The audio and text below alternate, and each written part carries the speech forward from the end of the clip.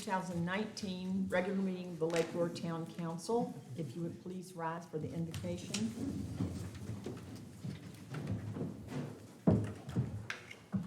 Lord, we seek blessings on the tasks before us. Bless our efforts with clear insight, our deliberations with wisdom, our work with clarity and accuracy, and our decisions with impartiality. In your name we pray, amen. Amen. Pledge allegiance to the flag of the United States of America and to the republic for which it stands, one nation, under God, indivisible, with liberty and justice for all.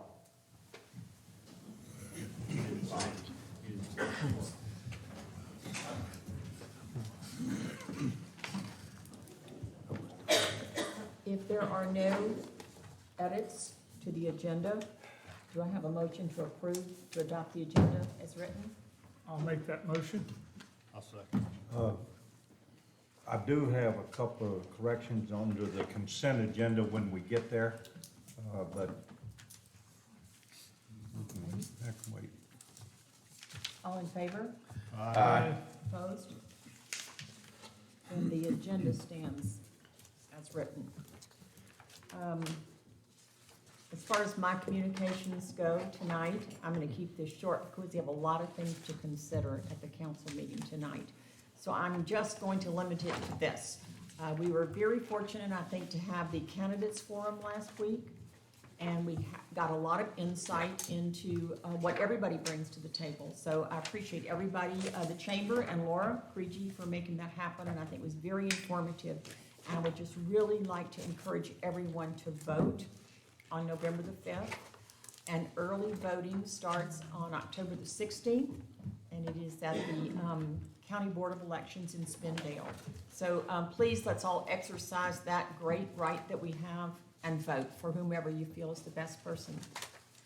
All right, moving on, we'll go with the town manager communication. Shannon? Thank you, Madam Mayor. The first item tonight, I just wanted to give us 3 bullet points on sewer. The engineers that we were under contract with for sewer, they've been relieved of duty, and so tonight we're going to be looking at an RFQ for to release to solicit proposals for engineers on an on-call basis that would include more than sewer. And I think, for the record, just like to add, there's nothing prohibits the engineers that were just relieved of duty for sending in their statement of qualifications when we released the RFQ. And then we have been in contact with DEQ regarding sewer, and they know where we are, and they're squarely on board with our effort, and things are moving forward there. Town Center, Chimney Rock State Park egress. We've had conversations with Chimney Rock State Park. There is a plan to move egress down into the Lake Lure Town Center, down a defunct subdivision behind the Lake Lure Inn, but those monies are in the rear, have not been allocated, so there is a pause there. And we've had a discussion with Isothermal RPO, which basically operates out of Rutherford. It's in conjunction with NCDOT, and they have offered to assist us with a design concept for the town center in that area, and Brad's going to be heading that up. West Side Connector, we've had a couple of meetings with the Hickory Nut Gorge and some representatives from RBR. I would say that we've been supportive of the effort, and NCDOT has offered to actually create a plan for that extension, and so that will be in the works later on. Speed limit signs at Memorial Highway near the beach. I think Brad was going to touch base on that. He's been in touch with NCDOT. Brad? Thank you, Shannon. Good evening. The state of North Carolina talked with NCDOT with 3 of their representatives, Anna Henderson with traffic. She's a traffic engineer in Asheville, as well as Chris Guffey, district engineer over in Marion. and Mr. James Evans. They have no, real problem with the radar-operated speed limit signage, provided that we do it through encroachment, which is their standard process. We may not even need to do it through encroachment because they really have a strange right-of-way that runs through that area. It's not even worth going into. One of the big stipulations is that the signage has to be static, unlike what we have on Boys Camp Road, which is our road, which flashes and says thank you, slow down, and all those things. This just basically would show a speed, and that's a state requirement on that kind of thoroughfare. So right now, I've actually had some preliminary pricing on some stuff. I've been in touch with City of Asheville Traffic Engineering, who was recommended to me by Ms. Henderson. They have a portable system that they use that I think might be the biggest bang for our buck. But again, we're going to have to crunch the numbers, but it's something that you could actually move. You could do advanced encroachments with the state for, say, out near the golf course, and that's a speed zone through there, through the beach area, or anywhere else we want to put it. You could deploy these with an advanced encroachment from the state and move them around as you wanted to. They also have the capability to collect data, which we could certainly download that data and provide that information to our law enforcement officers that if they needed to focus on certain areas at certain times, that would be a beneficial thing as well.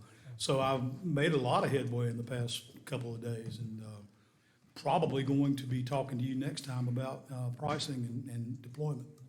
Well, as you know, and for the people out there that don't know, around the beach area, I always consider a high hazard area.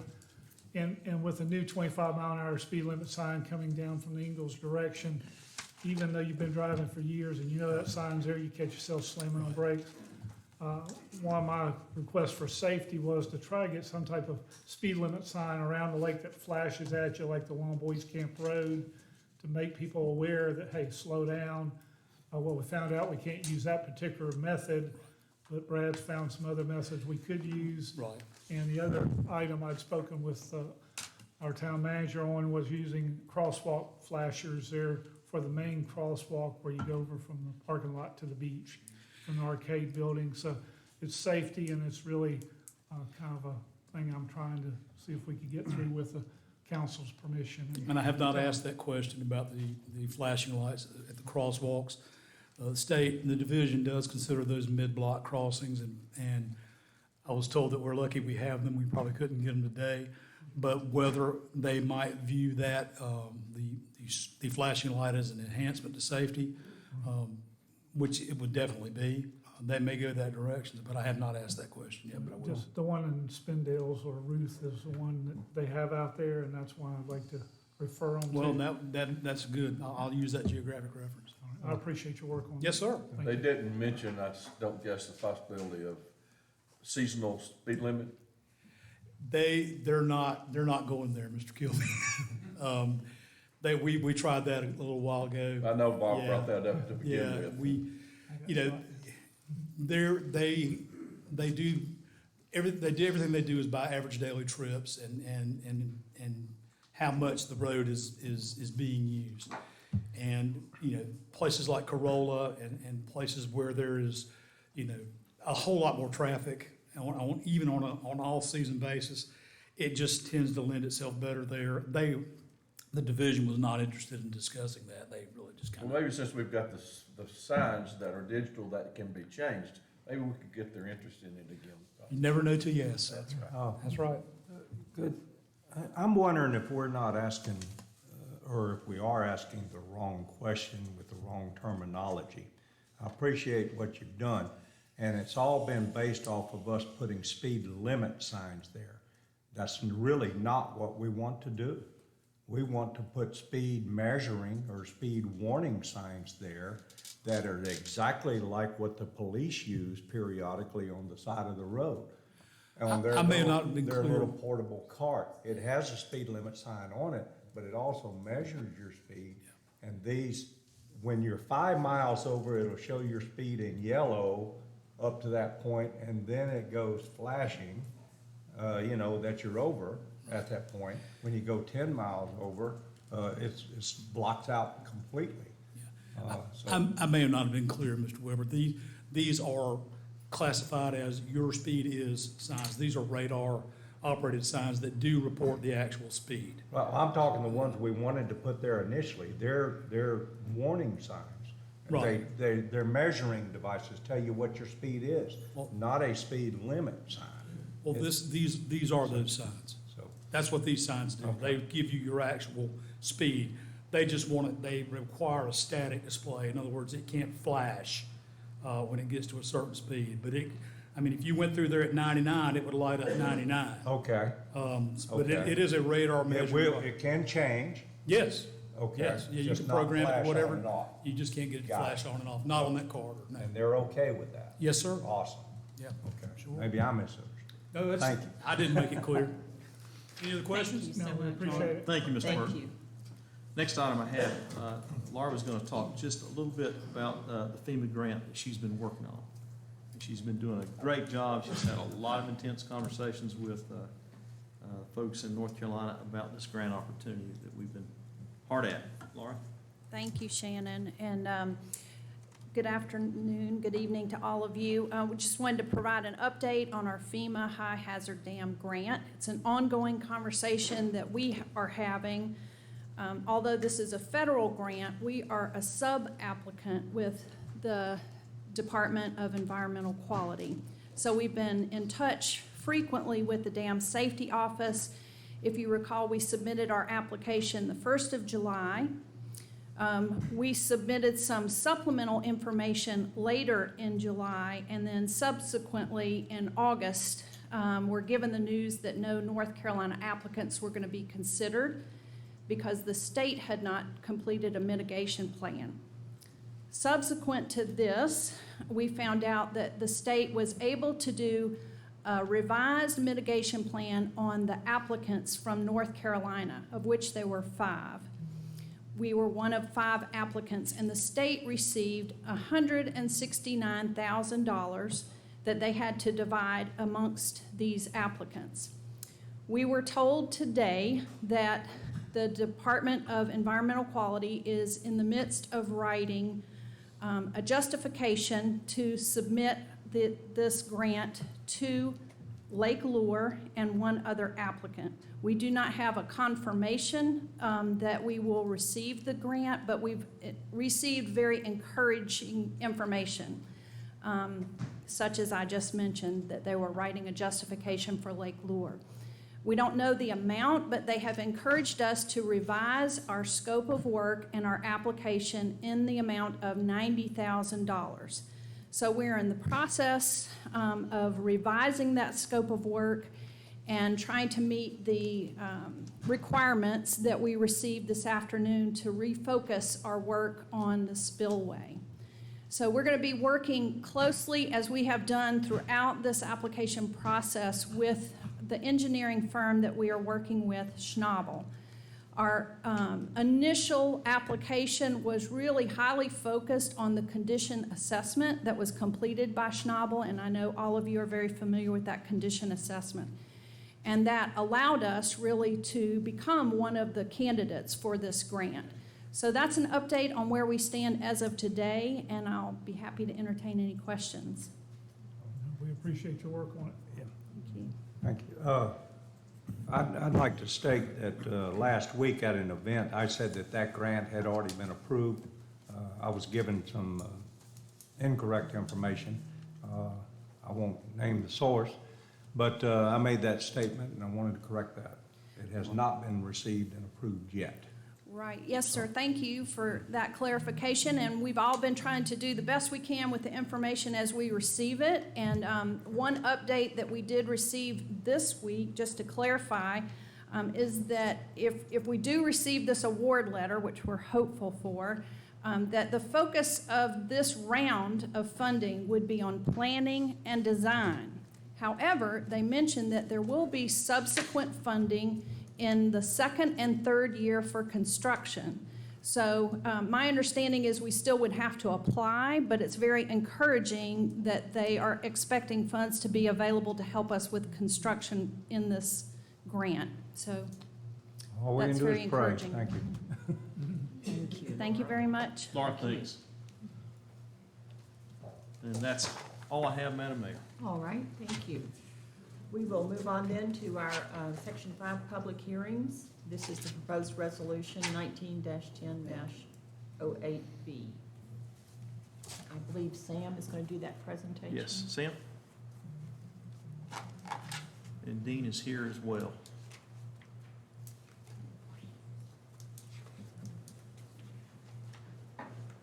So,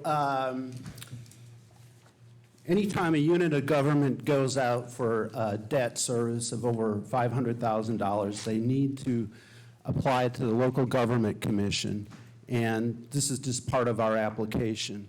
This project needs, or the application needs to be ready. The project needs to be ready. So part of the application is finance reports, bid tabs of construction, bid tabs of financing. So it's a process to get on their agenda. We're shooting for their December 3rd agenda, which means our application needs to be in by November 5th. So it's a hurry up and wait situation. So one of the things is to hold a public hearing for the project. Madam Mayor, if I may. So we did have a teleconference with the LGC Staff. about this project, and I think they're probably not as excited as we are, but they are excited about it, and we worked with that same team when the new marina was built. So they have seen success there, and so they anticipate this will be a successful project as well. So we got great feedback from them. How did we arrive at the amount of money that we're doing this for, the 1.1 million?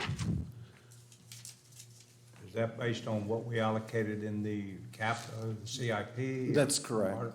That's correct.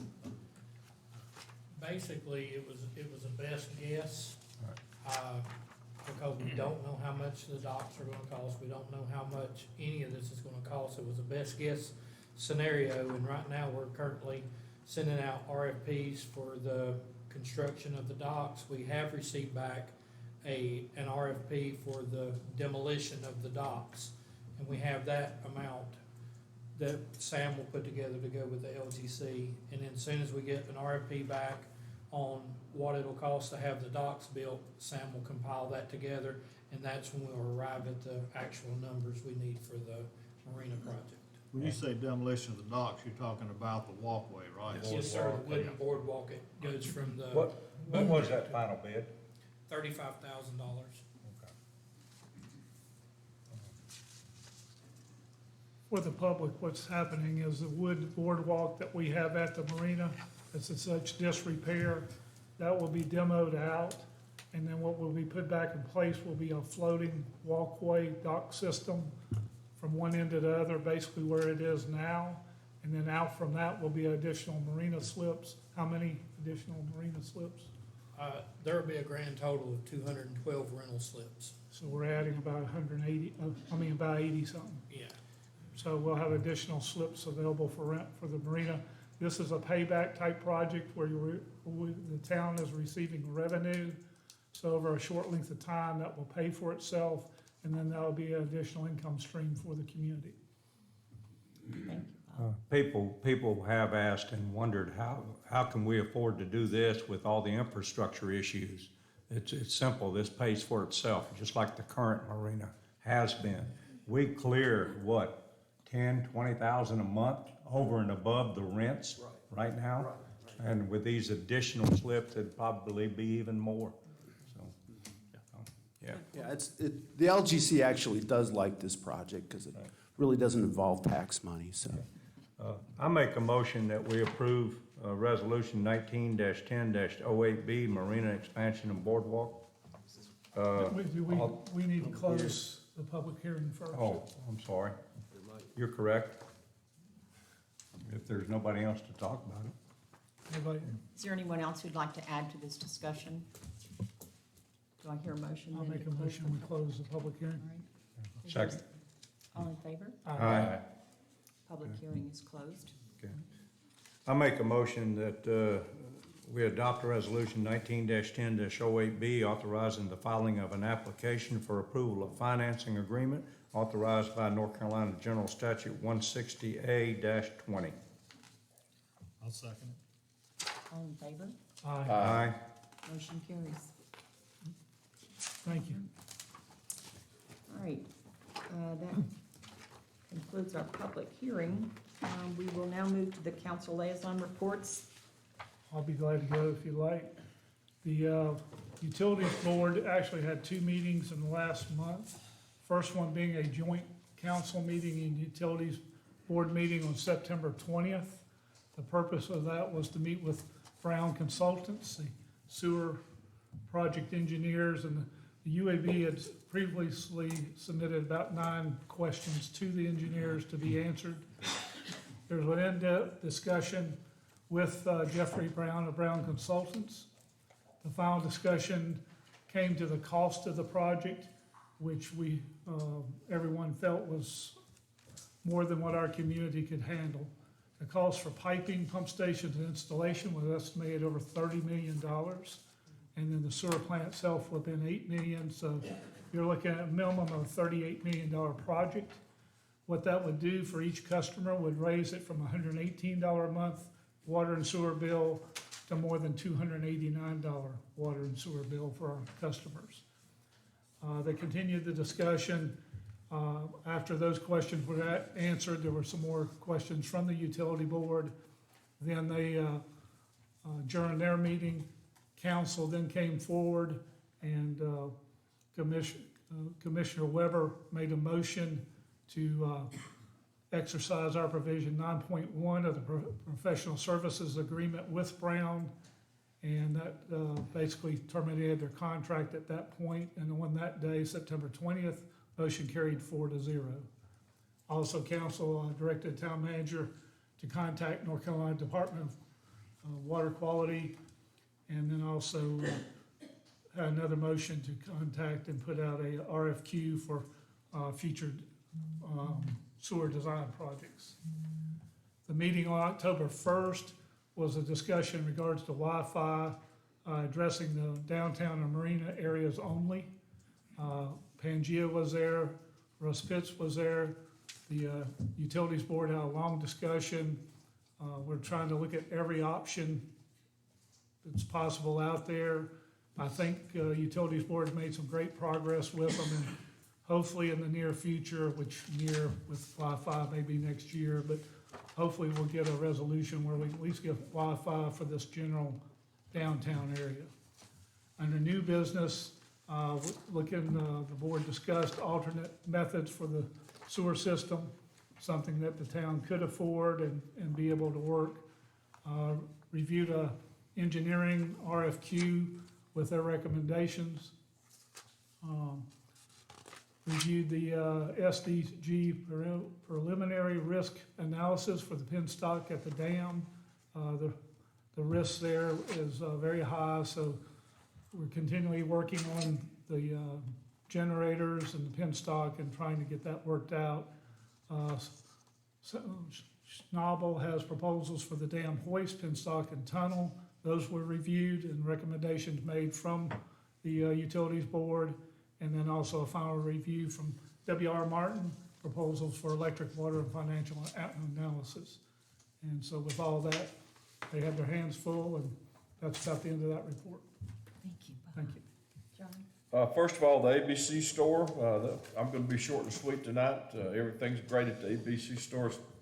There are some openings. If you know someone that's looking for employment, part-time, it's a great place for someone that's just looking for something to do to keep them busy and keep them out in the public. Get to see a lot of public at the ABC store. Lake Advisory Board has been very busy for the past month, and primarily focused on changes, suggested changes to the lake regulations, town lake regulations. Also working on the boat density models, reviews, trying to make sure that we're keeping our lake safe for all of us that use it. And then the other thing that the LAB is working on a good bit is boat permits for 2020 and the rates for those. So been a busy month for the Lake Advisory Board, and that's my report. Thanks, John. There was no business to come before the zoning and planning board, so did not meet this month. All right, Steve? Thank you. The Board of Adjustment and Lake Structure Appeals Board did not meet. The Board of Adjustment will meet on 22nd of October at 1 p.m. We do have one case for a structure coming up. The Parks and Recreation Board met on October 3rd. The new AmeriCorps representative was introduced. Her name is Kalia Johnson. She'll be with us for the next 10 months and will be doing oversight on Buffalo Creek Park.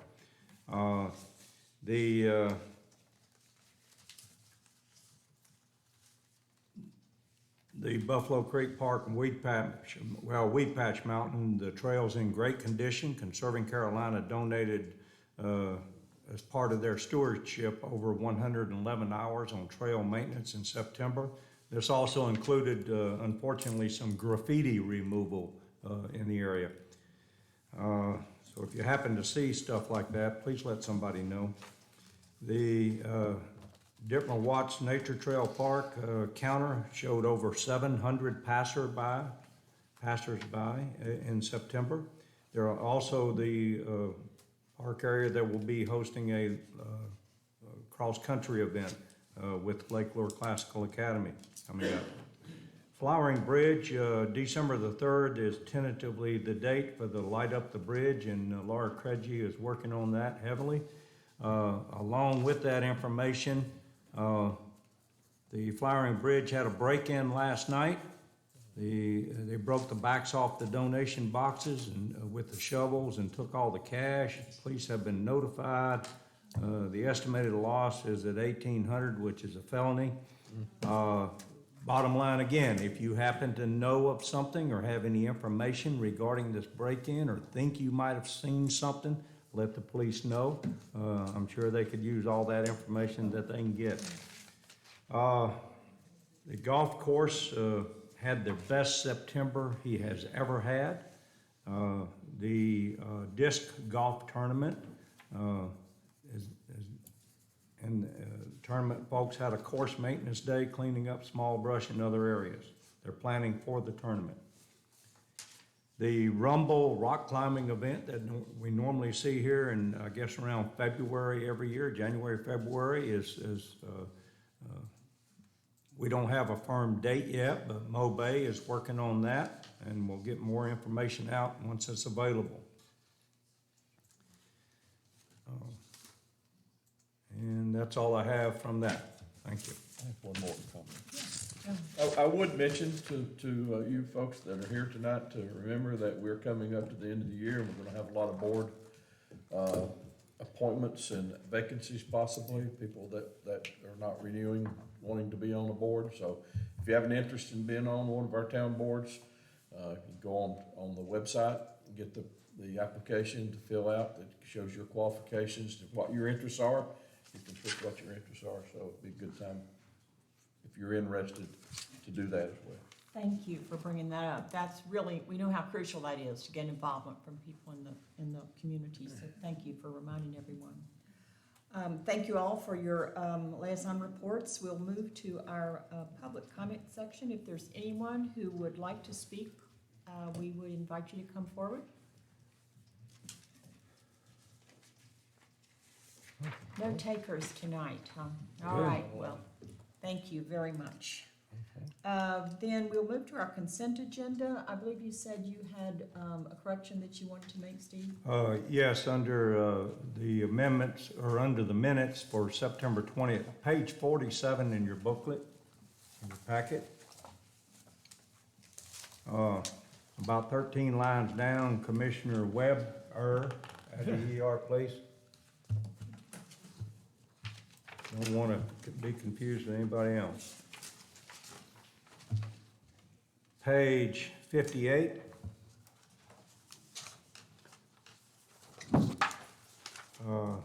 Last paragraph, at the end of line 1, when I made that second motion, I said, further move town council direct the town manager to, if time allows, because I looked at the clock and I remembered, and since these are verbatim, that's important. Because we were late in the day that day, and since the motion was directing him to do that today, I said, if time allows. So, and other than that, those minutes are very good. Great job. You certainly were. Yeah, that's a transcript as opposed to minutes. It absolutely is. Are there any other additions, deletions, corrections? I understand the budget amendment has been corrected from 15,120 to 13, Sam, what was that new amount? 13,810. Was that within our budget? That's Original? following exactly that budget that we decided on when we authorized that, and I understand Dustin's gonna have to find 1,300 and something through donations. Is that correct? Oh, good. Get to work. Thank you. Anything else? With that, I'll make a motion that we approve the consent agenda. Second that. All in favor? Aye. And the consent agenda is accepted as written. Is there any unfinished business? Then we'll move to our new business. The first item on our new business is the RFQ for professional engineering services. Shannon? Thank you, Madam Mayor. So at the board's direction, we have crafted an RFQ for engineering, professional engineering services, that when released, we will be soliciting statements of qualifications for not just sewer, but for water and really all the other infrastructure projects that we have, with exceptions being hydro and dam. So we've been working closely with Schnabel on that. So when we ask for statements of qualifications, we're going to be looking for firms that have a deep bench, so to speak, have breadth and depth, and can respond quickly to our needs, because we have a lot of projects that need attention. That having been said, I've been working with Kurt Wright on this. Are there any questions about the RFQ? I did have a short meeting with Commissioners Weber and Cameron earlier this week, and we made some modifications based on their input. Those were sent out to you. Those are not in this book, but they were sent to you. And it'd be the board's pleasure. We can get a copy of those. We did not bring a copy, or we can approve those as they were submitted to you. But they basically are the same, except for some minor modifications. Yeah, I got the email on that, and they were fine. Thank you. We do recommend that council approve those if they so desire, but also with a condition that any recommendations submitted back to us by DEQ, and they are reviewing the RFQ as we speak, that those be included as well. We will be working closely with them as we move through this process. I understood from your conversations with the state following the motions I made on September the 20th, that we basically had 6 or 8 weeks to get this, That's and then right. 6 months from That's right. the receipt of this and finishing or hiring a new engineer in order to get the ER submitted. Is that correct? Supplemental information is what they're looking for. Okay. So let me just add a little bit to that. So the conversation we had with DEQ, the division is DWI, we spoke with Anita Robertson there, and Mrs. Robertson basically said she was going to send us a letter letting us know that to date the town has fully explored 2 alternatives, one being the Green Line, the second being the low pressure system. And so what they would be looking for would be a new alternative. And so they feel like obligations of fully exploring alternatives basically have been met, but they're looking for new information regarding the next steps for the latest alternative. So that's what the new engineers will be working on. We'll be focusing on that new alternative, and our preliminary discussions with the DEQ division in Swannanoa is that the alternative will be repairing, rehabilitating the existing system. So we've seen DEQ move from a position of, well, we think it needs to come out of the lake to, now we think we're gonna let you repair the existing system. So it's a matter of coming up with solutions to repair what's there. So that's kind of where we are. Any other discussion? Do I hear a motion Uh, then? I make a motion that we approve the RFQ as presented in the email that we received today with those modifications. I'll second that. All in favor? Aye. Motion carries. Thank you. All right, our next item is the hydroelectric penstock and our risk assessment report. John? Thank you, Madam Mayor. So, as you may know, we work closely with SDG Engineering, Kurt Wright. Basically, we have a retainer with Kurt. He has stepped in as, with the passing of Mayor Cooley, whose background was heavy structure engineering. So we've been working closely with Kurt. And so we did make a visit to the hydroelectric operation, the mayor and I. There was Dave DiOrio, also David Arrowwood. And so while we were in there, we just had a good conversation about the penstock, the butterfly valves, and some other things. But the penstock, Kurt basically volunteered to perform a risk assessment on the penstock itself. So at this time, I'd like to see if Kurt would come join us at the microphone, at the podium, and then kind of give us a general summary of this report and let him explain to you how he derived at the risk assessment. Good evening, members of the board. I will just focus on the executive summary and then embellish it just a little bit and then allow you to ask questions. I prefer you ask questions and respond to it.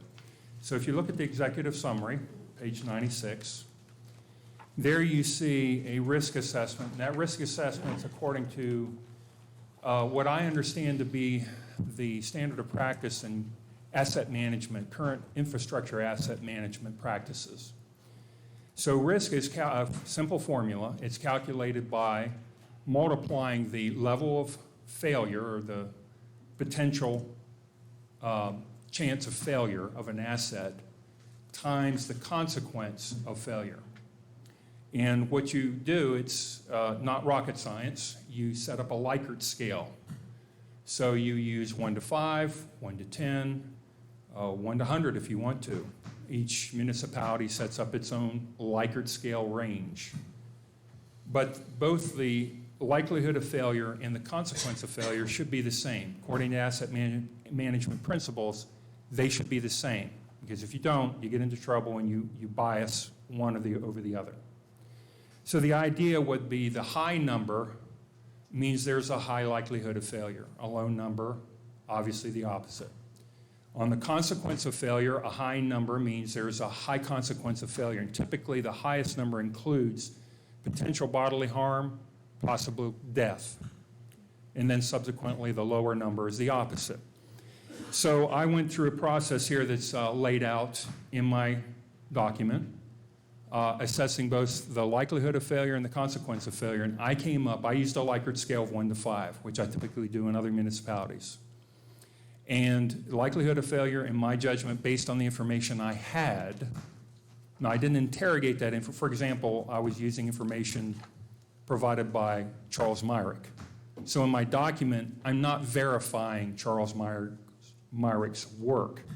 I'm using that information and saying, here it is, this has been provided to us, this is important. I'm not verifying it, I'm not personally verifying it, but it is something that we need to take into consideration, plus some other calculations which are there for you. The likelihood of failure, in my judgment, was a 5. Then I went over to the consequence of failure. Again, the consequence of failure, in my judgment, is a 5, and the reason for that is if there is a breach in the metal, which makes up the penstock, which is essentially a pipe, it's riveted steel. Without going into a lot of detail, it could burst. You could have a burst, potential of a burst. and then you have 100 feet of water over that. If there's somebody down there, that initial rush of water could potentially knock somebody over. There's lots of devices down there. An individual is not, typically it's not identified as a confined space or a hard hat environment. They could fall over, hit their head, knock them out, and with 100 feet of head coming in there, it could flood very quickly and they could drown.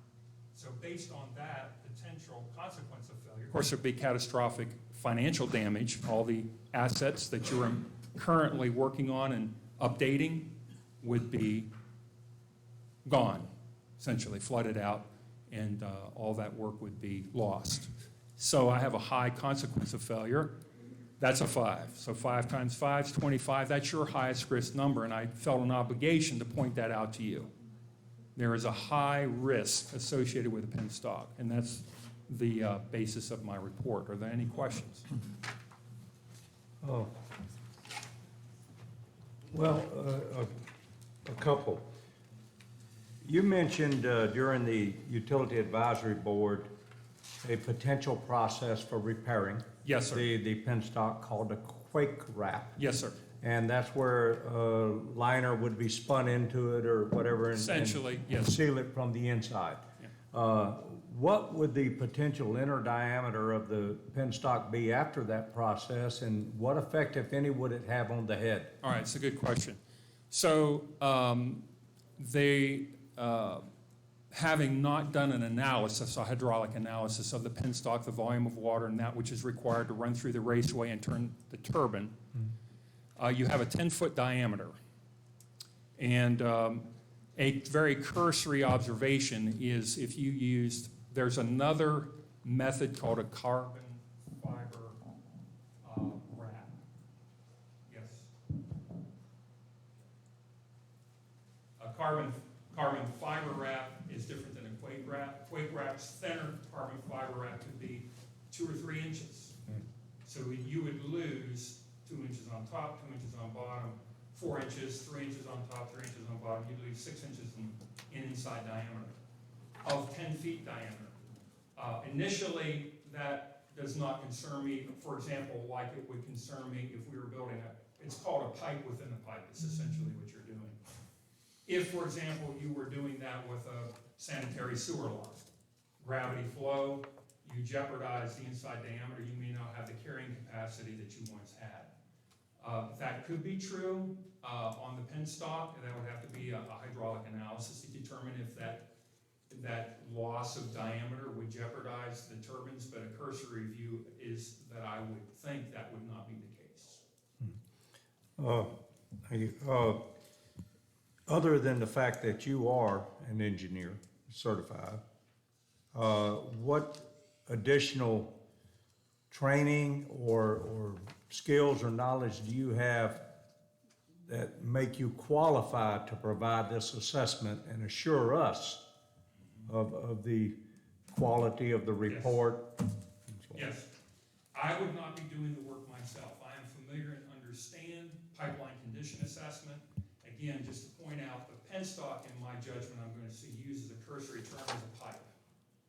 In the infrastructure asset management business, pipeline condition assessment is very, very important.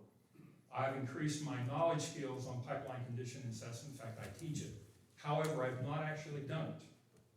I do have a colleague which I would enter into an agreement, an engineering agreement with, Shannon, Town Manager Shannon, and the Public Works Director, David Airwood, has met him. His name is Ron Thompson. He is a registered professional engineer in the state of North Carolina and other states. He has extensive experience in PCA. In fact, I would call him a subject matter expert in pipeline condition assessment. He's done it all over the United States. So actually, I had him peer review this document. This document is actually being peer reviewed not only by Ron Thompson, but by 2 other professional engineers. I would say probably their accumulated experience would be around 75 years or more. All 3 of them said this was well done and they supported it. So I would enter into it, if I were to do it, if you were to ask me to do that, I would enter into an arrangement with Ron Thompson. We would develop a proposal. I would lay out before you exactly what we would do, and also a couple suggested initially remediation procedures, But the remediation procedure should only be determined after you've done the PCA, the pipeline condition assessment, based on the data that you get. All right. Okay, thank you. That's all I've got. My question, how does time come into this risk calculation? I don't see There's not. anything in time. There's not, and I don't wanna be Chicken Little. So it surprised me when, I was motivated, the thought processes that went into my head that motivated me to generate this. You did not ask me to do Right. a risk assessment on the penstop. But based on the information that I had heard and I saw and experienced firsthand, also information provided to me by David Arrowood, I began to realize, based on my experience and information I had about pipeline condition assessment, risk assessment, etc., this was a serious condition. And so I took it upon myself to go through this analysis. What shocked me was when I did the Barlow's hoop stress theory and actually calculated the recommended thickness of the steel and measured that, that's in your document, matched that up with the measurements that Charles Myrick was indicating that he believed the thickness in some areas, localized areas, was there. That's shocking. Now again, I'm not verifying Charles Myrick's work. I was not there. I don't know exactly how he did it. I don't know the device that he used. But he is reporting in a 2015 document that in some areas, the pipe wall is quite thin. I have nothing else, anything? Any other questions? Anyone? I make a motion that we accept this report as presented. Thank you. Is there a second? I'll second it. All in favor? Aye. I just want to conclude that piece by letting the board know that, based on what Kurt just told you, he asked if he could do this, and I said, absolutely, would like for you to do that. So he did. There was no cost to the town, and I felt like you needed to see this report. So you actually did this pro bono? I chose to do it under my Article 1 of my current contract, Okay. which is based on the lump sum. I think that's a great example for all engineers in this room. I'll be easy on you guys. All right, thank you, Kurt, very much. Item C then, the Schnabel Engineering proposal. Shannon? Yes, so this afternoon, we received some feedback back from North Carolina Dam Safety Office about the grant that we're applying for, and Laura briefed you on that just a little bit. So they're asking us to go back and rescope what was submitted to them. And so what you've got before you now is a proposal that I asked Schnabel to present to the town. Schnabel is, basically, they're the engineers we've been using to assess the dam. We chose them based on their qualifications to do the additional work that DSO had asked us to do in response to the assessment that Dan Marks did on the dam. As you recall, Dan Marks' report had basically pointed out some serious issues with the dam. That did go to DEQ, Division Dam Safety Office, and so they wanted some follow-up work, and so we released an RFQ to find engineers that we believed could come in and give us a great response, and so we did use Schnabel, and so as a result of their work, we did find that the dam is not in bad shape, it's in fair condition, and so that basically has turned off the alarm bells with DEQ at the state level. And so based on their work, that's where we are today. But we do have some issues down at the hydro facility. And so we've asked Schnabel to basically send the proposal to us to begin that work. We have been holding off on gaining approval for that work because we've been hopeful regarding the grant. And so we have been waiting to hear, patiently waiting, anxiously waiting. And so we did get a good response today, but they are saying, we want you to go back and rescope this work. So that's where we are. So based on that, and again, it just came in right before this meeting, Laura can attest, we would ask that we set a workshop with Schnabel to go through the scope of work and that we table this issue for tonight, if the board so chooses. And we set a workshop with Schnabel to go through that scope of work, refine that, and then also make sure that we're including any input from the grant folks to see how far we can go with that. So kind of bad news that Schnabel had to come all this way to get that kind of news, but I did tell them right before the meeting that that's was going to be my recommendation to the board, that we just got the information from DSO regarding the grant, and I felt like that's the best thing to do rather than jump into the details of this proposal. So I concur with that. Makes sense. Just table it and schedule a workshop. Do we have any tentative dates they're available, or? we do. Jonathan Pittman is here, and so I asked him to come to the microphone. He's going to throw out a couple of dates to us. I mean, we can reserve, I can reserve any questions till then, so. Sure, good evening. A few days of work for us are next, I think it's next Tuesday, the 15th, and the following week would be the Monday, Tuesday, or Wednesday. That's the 21st, 22nd, or 23rd.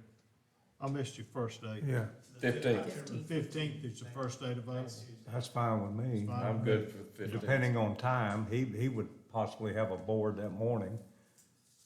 But we can work around that. This is much more Huh? important. Anytime is okay with us. So. We'll do it first thing in the morning. 9 o'clock, 9:30, what's, Tuesday the 15th. I'm good with that. At 9 o'clock? 9 o'clock? I'm good. Okay. Sounds good. Perfect, thank you. Any other questions? We just want to reserve our questions until that day. Yeah, I'm gonna hold off and, I don't know. Brett, we don't have anything. I'll put that out tomorrow. Thank you very much. Jonathan, thank you. And they are going to go down and walk through the hydro facility before they take off. I think David is going to accompany them down there. Thank you, John. Hurry, it's gonna be pitch black. Okay.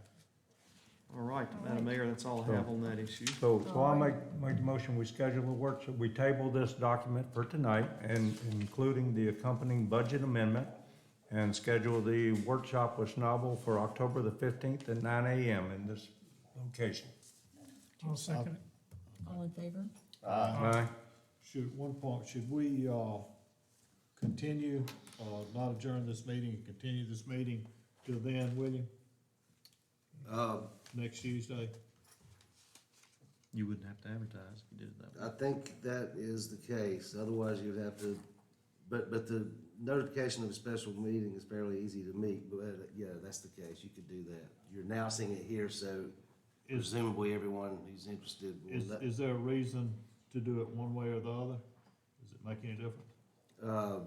It saves you the advertisement, which in this, for a special meeting consists of posting the door, putting it on the website.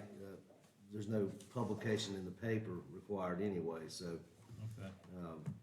you might want to do it both ways. Well, we meet the time requirement, obviously, we only have to have 48 hours notice for a special meeting. Yes, And we're that's correct. notifying, putting it out now, so. Yeah, Right. okay. Madam Mayor, just one other thing to add. Something that related to this and also Kirk's report. Probably just for the record, we want to make sure that folks know that failure of the penstock is basically, we're talking about flooding the hydro facility. That doesn't mean the dam's coming down. So I just think we needed to say that to alleviate any concern. That it's a different issue. And we're talking about penstock is that pipe, so to speak, that runs through the dam that feeds the generators. So, Thank you for that clarification. All right then, the next item is the W.R. Martin proposal, comprehensive financial analysis. Shannon? yes.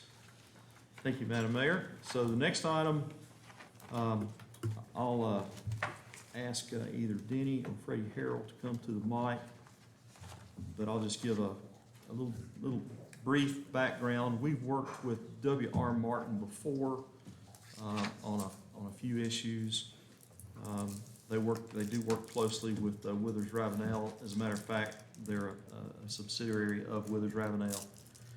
But this is the type of work that we need to have done to come in and take a snapshot of our financial condition, looking at the general fund, the enterprise funds, to make sure we understand where we are, where rates need to be, so that we can generate the kind of revenue we need to generate to basically fund the projects that we need to fund. And so we have a list of those projects. Those would be given to W.R. Martin with estimated cost.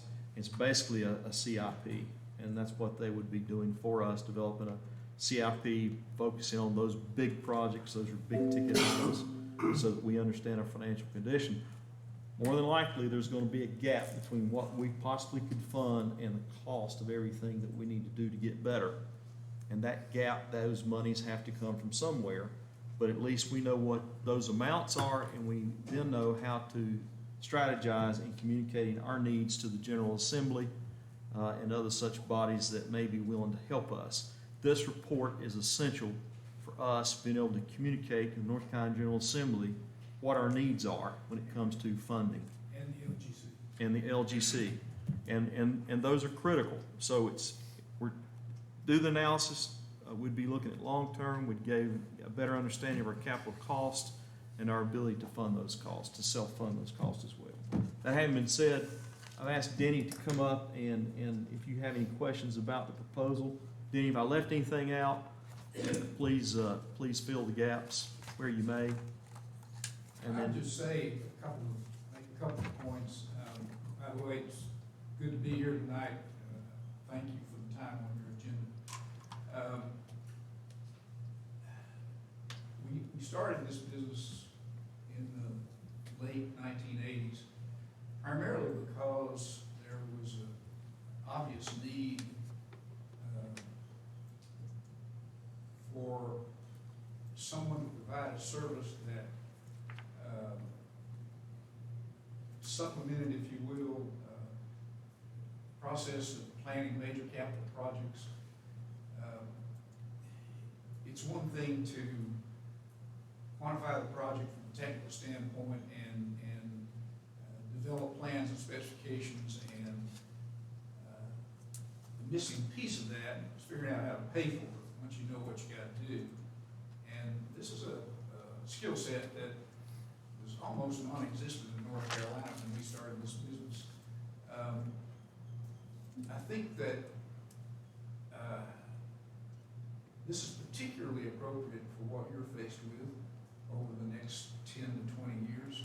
There's a huge amount of capital investment in the projects that you all are considering, and your funds are limited in their capacity to generate revenue, particularly the enterprise funds, because of the user base size. And so what our scope of services proposes is to create a process by which we look at the history of your four funds, general, electric, water, sewer, missing one, that's it. And Electric. develop a model that looks at that history and looks forward for 10 years and goes through a process of qualifying and estimating the cost of the projects you're faced with, and looks at alternatives for funding those capital projects. I say alternatives because not only are there alternatives for internal and external financial resources, there are also alternatives for phasing, for sequencing, for process of prioritizing investments and determining how you go through the process of those capital needs in a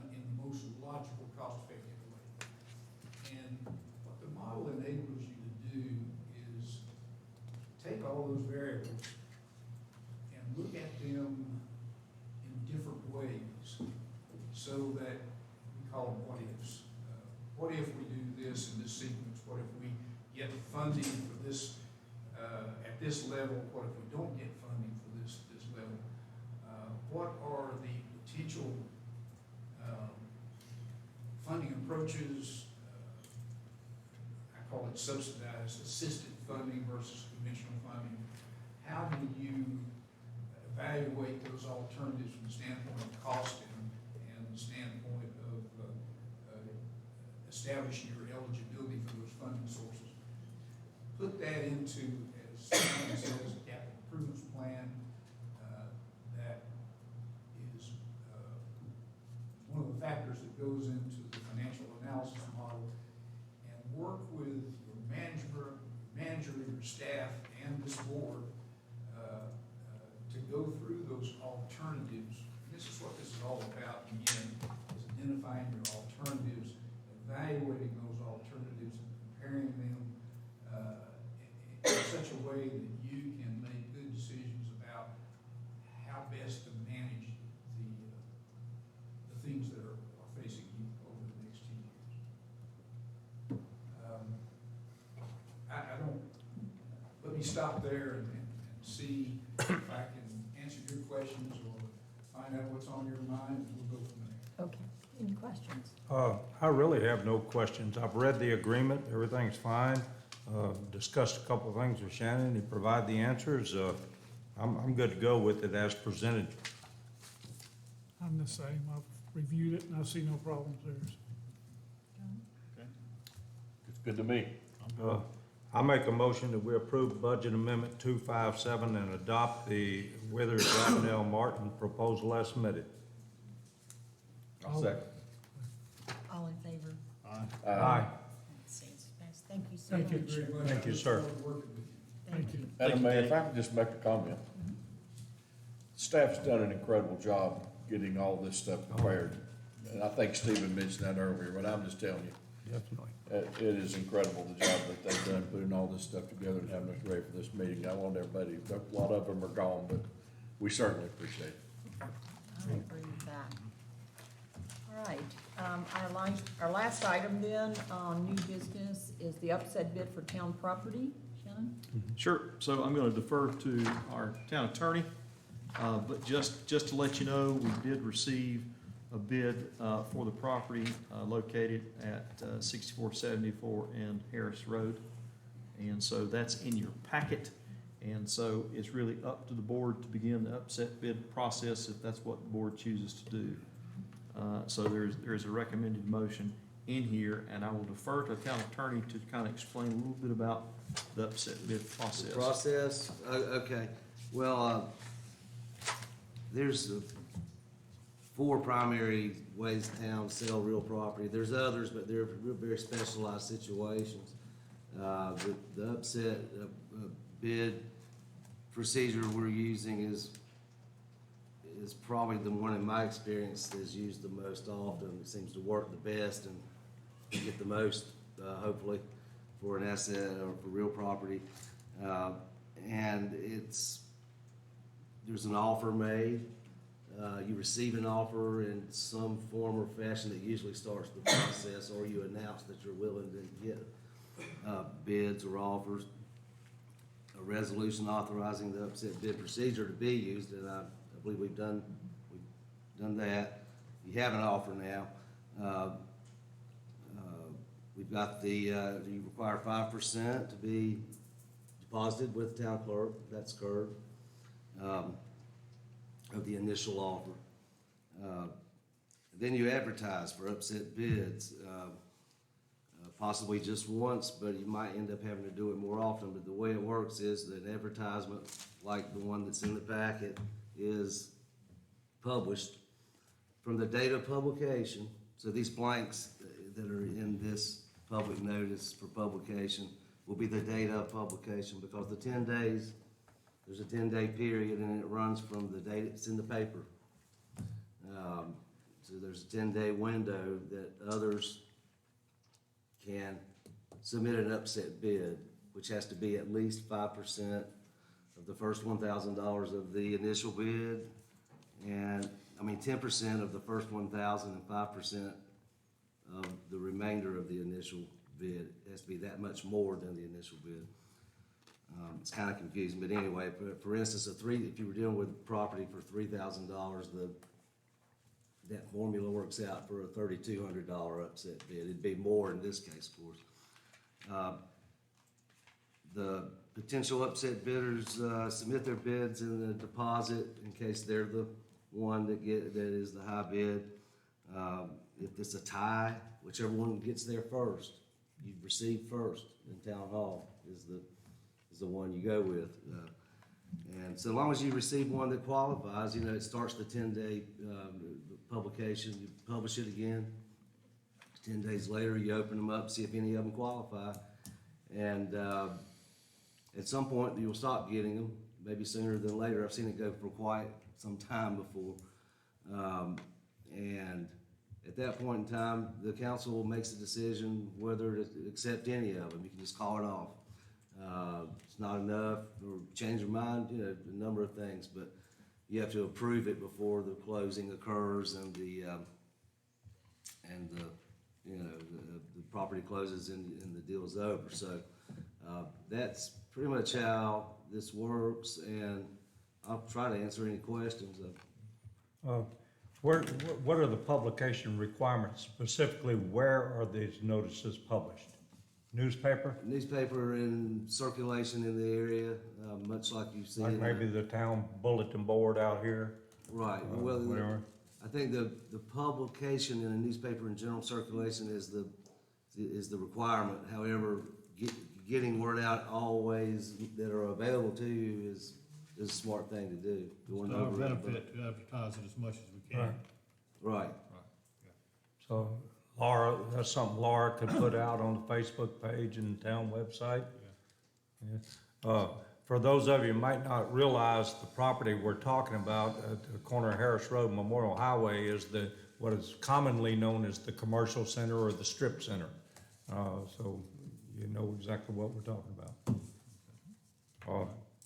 I'll make a motion that we start the upset bid process to receive sealed upset bids. Do we need to put a time on this? Or? That's gonna be when it's posted, I think. Yeah, that's what. How do you feel on that? 5 p.m. You talking about these? Right, You know, these date times? that's when you. We'll take a look It'll at be it. whatever, that just depends on when it goes in the newspaper, so We'll just start the process, that should suffice. that's sufficient. We'll start the process, All right. that's my motion. Second? All in favor? Aye. All right, motion carries then. We'll begin that process. So just to clarify, William, the 10-day clock starts the day it's published in the paper. That's correct. Do we have We have a close. closed session? And I'll get with We'll have you to come back and after, do that. afterwards too, just to make sure we get all the T's crossed and I's dotted. Okay. All right, thank you. Anything else? Our next item is we do have a closed session. Do I hear a motion? Madam Mayor, I make a motion to enter into closed session in accordance with General Statute 143-318.11 sub A sub 3 for attorney-client privilege or legal claims, and invite Mr. Brad Burton into that closed session. I'll second that motion. All in favor? Aye. And we will retire to the conference room for that.